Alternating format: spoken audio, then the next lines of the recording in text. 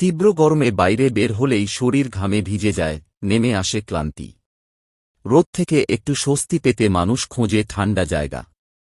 এবার সেই গরম থেকে সাময়িক আরাম দিতে জাপান তৈরি করেছে এক অভিনব যন্ত্র, যেখানে মানুষই ঢুকতে পারবে ফ্রিজের মতো একটি কেবিনে।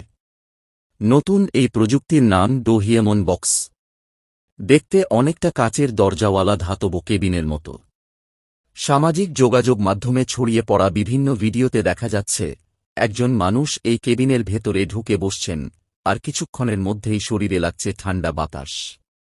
এই মানুষের ফ্রিজ তৈরি করেছে জাপানের দুটি প্রতিষ্ঠান, এসডিআরএস এবং ট্রাস্কো নাকায়ামা। নির্মাতাদের ধারণা, জাপানের রাস্তায় থাকা ঠান্ডা পানীয়ের স্বয়ংক্রিয় বিক্রয়যন্ত্র থেকেই এই প্রযুক্তির ভাবনা এসেছে। যেমন দ্রুত একটি পানীয় নিয়ে মানুষ স্বস্তি পায়, তেমনি এই যন্ত্রেও কয়েক মিনিটের মধ্যে শরীর ঠান্ডা করার ব্যবস্থা থাকবে। যন্ত্রটির ভেতরের তাপমাত্রা সাধারণ অবস্থায় রাখা হবে, প্রায় 15 ডিগ্রি সেলসিয়াস।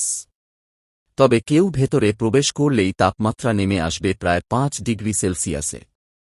মাথার ওপর থেকে নামবে ঠান্ডা বাতাস, যা শরীরের অতিরিক্ত গরম কমাতে সাহায্য করবে। ভ্যান গঘের বিখ্যাত দ্য স্টারি নাইট ছবিতে লুকানো বৈজ্ঞানিক রহস্য। ভ্যান গঘের বিখ্যাত দ্য স্টারি নাইট ছবিতে লুকানো বৈজ্ঞানিক রহস্য। নির্মাতাদের দাবি, মাত্র 5 মিনিটের মধ্যেই শরীরের গরম কমতে শুরু করবে। প্রায় 10 মিনিট এই কেবিনের ভেতরে থাকলে গরমের কারণে তৈরি হওয়া ক্লান্তিও অনেকটা কমে যাবে। তবে অতিরিক্ত ঠান্ডার ঝুঁকি এড়াতে 20 মিনিট পর যন্ত্রটি নিজে থেকেই বন্ধ হয়ে যাবে। বর্তমানে এই প্রযুক্তি মূলত কারখানা, অফিস, ব্যবসা প্রতিষ্ঠান ও রাস্তার মতো জায়গায় ব্যবহারের জন্য তৈরি করা হয়েছে।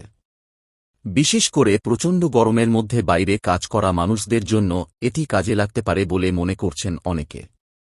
তবে এই প্রযুক্তি কিনতে খরচও কম নয়। ডোহিয়েমন বক্সের দাম প্রায় 8,86,000 ভারতীয় রুপি।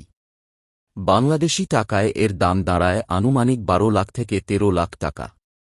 মুদ্রার বিনিময় হার পরিবর্তনের কারণে দামের কিছুটা পার্থক্য হতে পারে। তবে নতুন এই আবিষ্কার নিয়ে সামাজিক যোগাযোগ মাধ্যমে চলছে নানা আলোচনা। কেউ বলছেন, প্রচণ্ড গরমের সময়ে এমন প্রযুক্তি মানুষের জন্য বড় স্বস্তি এনে দিতে পারে। আবার কেউ প্রশ্ন তুলছেন, পৃথিবীর তাপমাত্রা বাড়ার মূল সমস্যা সমাধান না করে শুধু মানুষকে ঠান্ডা করার প্রযুক্তি কতটা কার্যকর হবে। গরমের সঙ্গে লড়াই করতে প্রযুক্তি কতটা এগিয়ে যেতে পারে, জাপানের এই আবিষ্কার তারই একটি উদাহরণ।